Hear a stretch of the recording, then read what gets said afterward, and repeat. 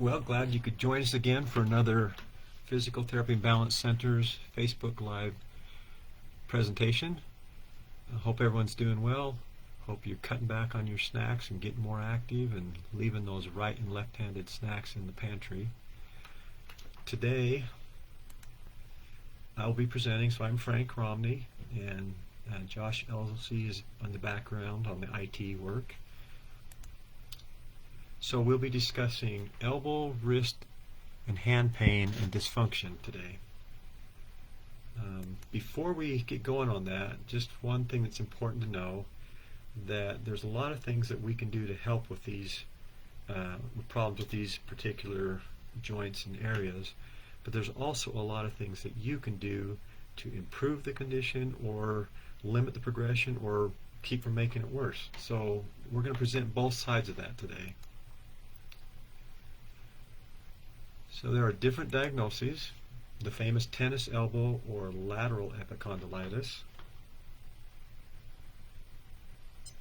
There is golfer's elbow or medial epicondlytis, elbow bursitis, fractures, carpal tunnel, and arthritis. So let's start with tennis elbow or lateral epicondylitis. So here's the anatomy. So when you are holding your arm out in front of you and the palm is down, the tendons of the wrist extensors attach to the outside bone of your elbow, and this is where you get the pain with tennis elbow. And so you see people rubbing their arm here, and hint, you don't have to just play tennis to get tennis elbow, but if you do have it, when you do the backhand stroke, that's when you'll feel it the most. But you can get it with you can get it in a lot of different ways. For example, if you notice, I've got a grip tester here. Holding my arm in a neutral position, I can create 60 pounds, and just by rotating so the palm is up, I can get another 80 pounds. So the position that you're working with and doing a lot of repetitive gripping can make it harder for the muscles to work or easier. So let's say it's spring. Well, it is spring, early summer. We all have these projects to do. So you get out the hammer, you get out the drill, the screwdriver, and you spend hours that first day working on things, and your elbow starts to get sore. Guess what? You're starting to get some inflammation from gripping those tools and twisting, and often these will cause the tennis elbow symptoms. Working for years in an assembly line where you're just doing the same motions over and over and over. So see how this man's holding that drill like that? We actually had an on-site clinic at one of the production companies in northern Utah, and a lot of the workers that were using drills and doing this type of motion developed tennis elbow. So we had them get new drills, and the hose came from the ceiling, and they held the drill in their hand as if you were holding a pop can, and they were able to drill that way, and it eliminated 90% of the tennis elbow problems. So now you decide, man, I'm getting weak, I need to start working on my grip. So you go get a grip strengthener, and you do 100 of those, and all of a sudden your elbow's sore on the outside. Or you go to CrossFit and decide, I'm going to climb that rope and do that hard grip climbing the rope. Or pull-ups. So years ago, I used to do a lot of pull-ups on my ladder in the garage. I'm a speed lunker, and so I needed to be able to climb up ropes for long periods of time and have a good grip strength. Well, some things came up with work and conferences, and I went 3 or 4 weeks without doing any pull-ups.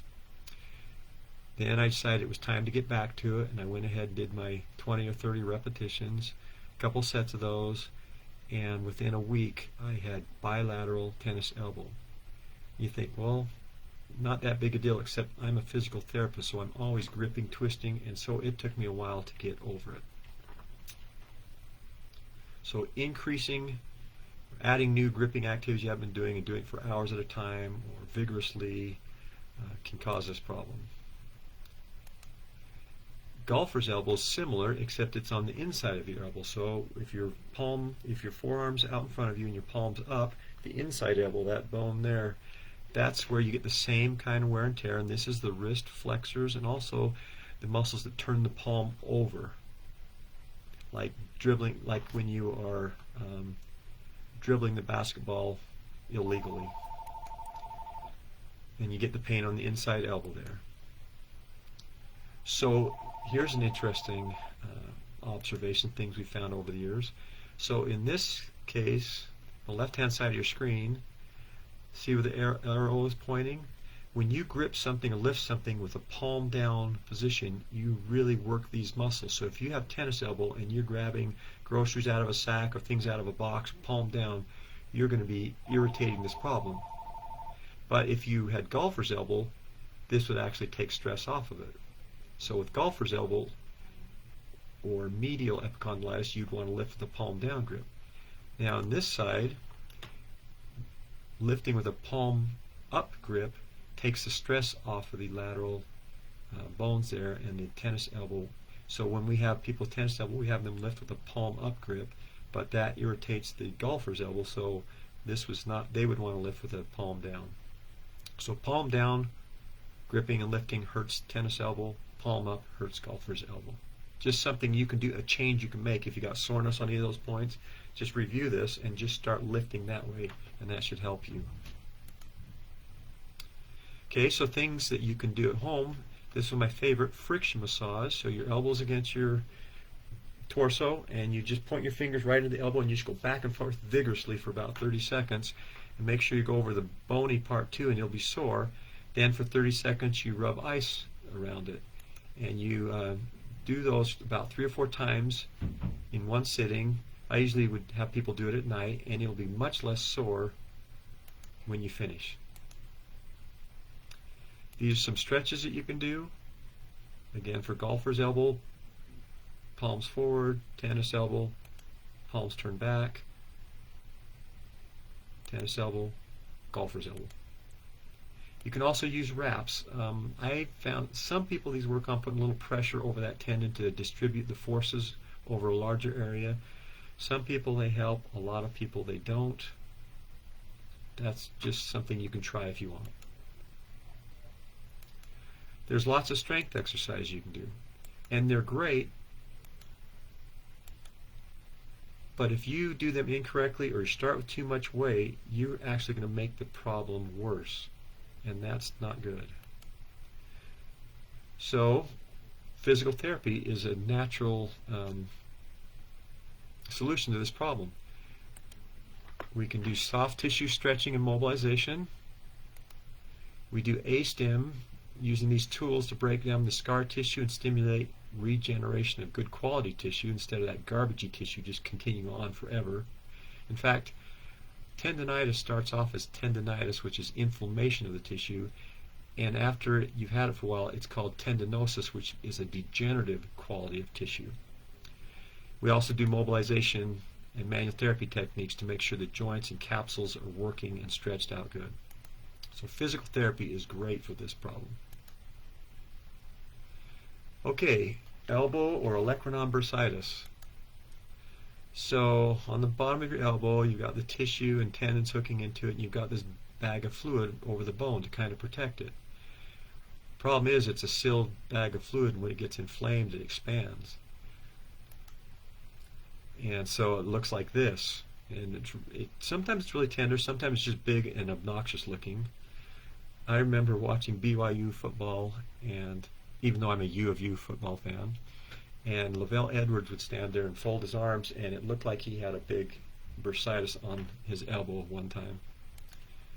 So this is kind of what it looks like, and some people will be even more expanded than that. So what are your options with this condition? Sometimes they'll drain them. Sometimes they'll inject them. Sometimes if they think they're infected, they'll put you on antibiotics.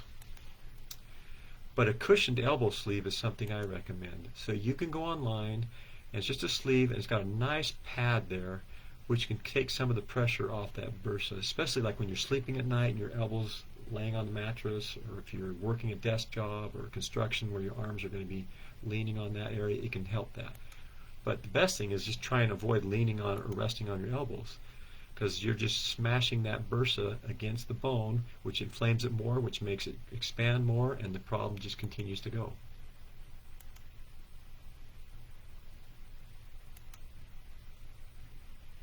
Okay, elbow fractures. So, not that uncommon. You hear a lot of kids that fracture them bouncing on trampolines or falling off trampolines, or people skateboarding or what have you. And you can get all different types of fractures, okay? So what happens with those? Well, if it's not displaced, usually splinting or casting to get it to heal in place. If it's too bad, then surgical fixation. And physical therapy. Why physical therapy?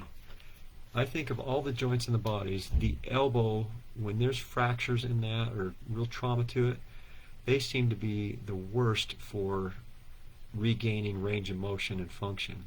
I can't tell you how many people have walked up to me and said, oh yeah, I broke my elbow falling off a trampoline or skateboarding when I was a kid, and I haven't been able to straighten my elbow for 20 years, or they can't bend it all the way.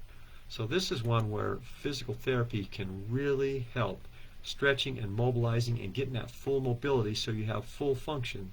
There's just no reason not to get full function in most of the cases.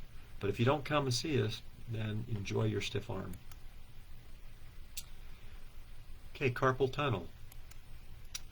So here's a diagram, and you can see this orangish nerve, and it comes up, and notice it goes just to the inside of the ring finger, and then it goes on both sides of these two fingers, both sides of these fingers, and it goes into the thumb. And there's this bridge. It's like a kind of like a ligament. It's called a retinaculum, and when there's pressure over this area, then what can happen is you can get numbness or tingling in this distribution. So you'll feel this side of your ring finger, you can feel it, and this side's tingling. Sometimes it's not as much, so it's maybe just more these fingers and your thumb, but generally this is the area you'll feel it. Or you could have pain. And with chronic carpal tunnel syndrome, you'll start to see wasting of the muscles and weakness, and now you've waited way too long.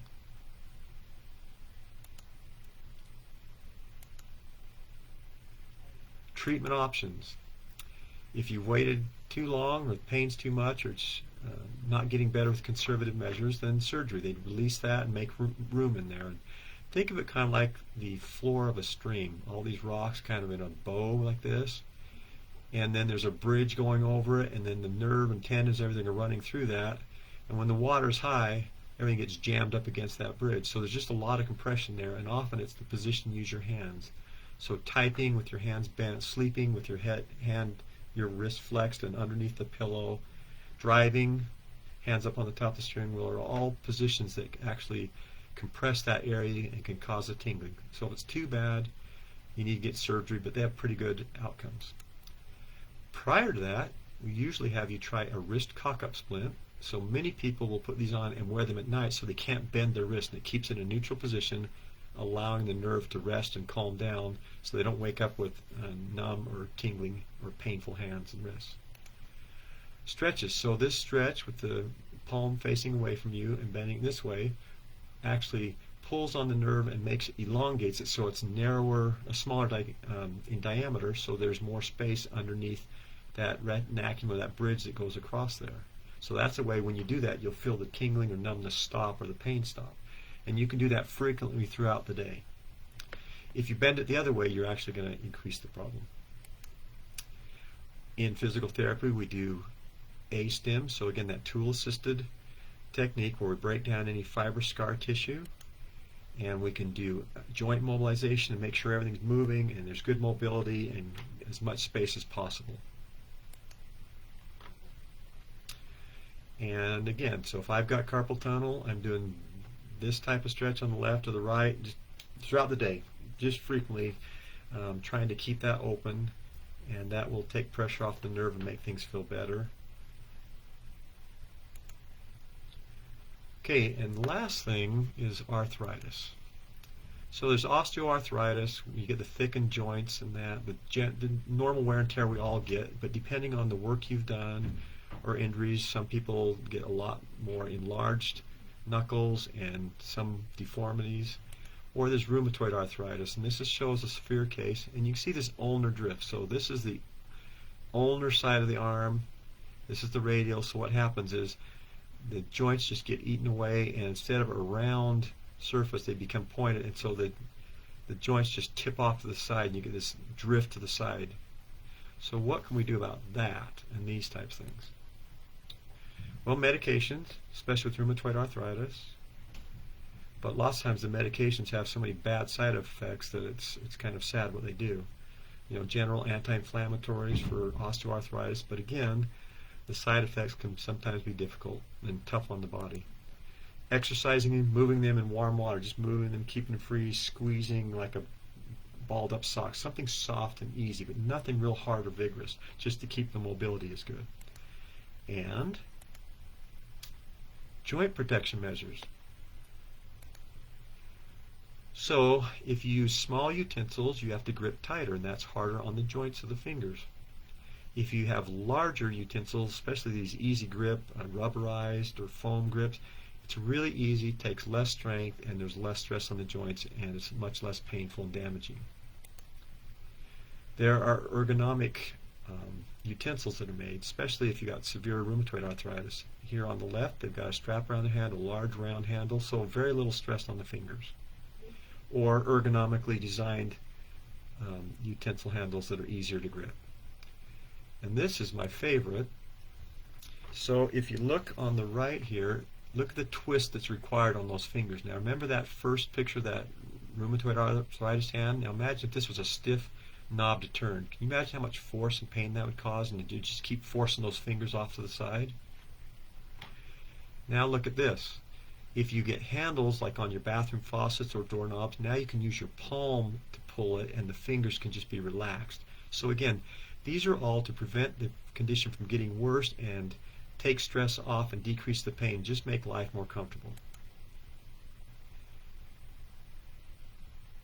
And having said that, did I mention that physical therapy can be beneficial? We can do an exam and test and figure out what's going on, what joints are problematic. We can do manual therapy and improve joint mobility and soft tissue. Again, gentle things, just getting things moving and back to their normal mobility.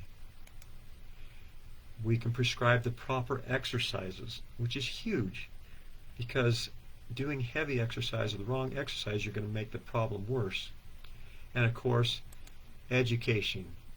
Let you know what things you can do, can't do, joint protection measures, the right exercises, and that just makes your life better. So physical therapy is beneficial to all these conditions, and things to consider about that. The earlier you seek treatment, the quicker you have resolution. If you ignore tendinitis, it's going to become chronic and degenerative in some cases. You ignore arthritis, it becomes worse, more painful, you become more weak, and everything gets worse. Elbow fractures that are casted or surgically repaired, great, but remember they're notorious for ending up with loss of active range of motion.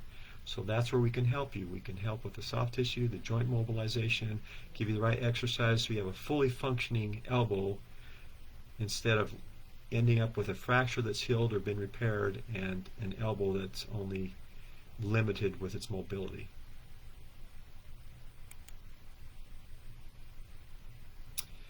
Okay, so there you go. Some hints that you can do, but again, we're here to help you. We're open. We've been following the CDC guidelines. We haven't had any problem with any patients in here. We wash up, we clean everything, we wear masks. So give us a call at 801-476-2000 if you want a free consult. If you got the problem and you've been having it and you want to get back to life and get that problem fixed, call your doctor, get a prescription, or we do cash pay as well. Give us a call and let's get you on the schedule and get the problem fixed. If you don't want to come in, we still have the ability, if you don't want to come in, we can try and answer your questions with email, or we can do the telehealth where we can actually see what's going on and give you some hints. So if you have family or friends that you think would benefit from the seminar, you know, the stubborn ones that say, oh, I can put up with it, it'll be fine. Maybe have them watch these presentations since they're saved, and they can watch it on their own. So Physical Therapy and Balance Centers Ogden is the Facebook. Or they can also follow Instagram blogs at physical.therapy.oac. And just remember, if you like these seminars and they're beneficial, be sure and like us on Facebook and follow us on Instagram. And if you have a particular topic or a diagnosis or something that you would like us to address, email it to us, and we will see what we can do. The topic today, I did get a request on it, but I'd already decided to do it prior to the request. But if you have something you want us to talk about, give us a call, email us, or send something on Facebook, and we'll see what we can do to help you out. Okay, be safe, be smart, don't be stubborn, don't ignore your problems. We're here to help. We've got a lot of experience, and life can be better. Have a great day, and have a safe Memorial Day weekend.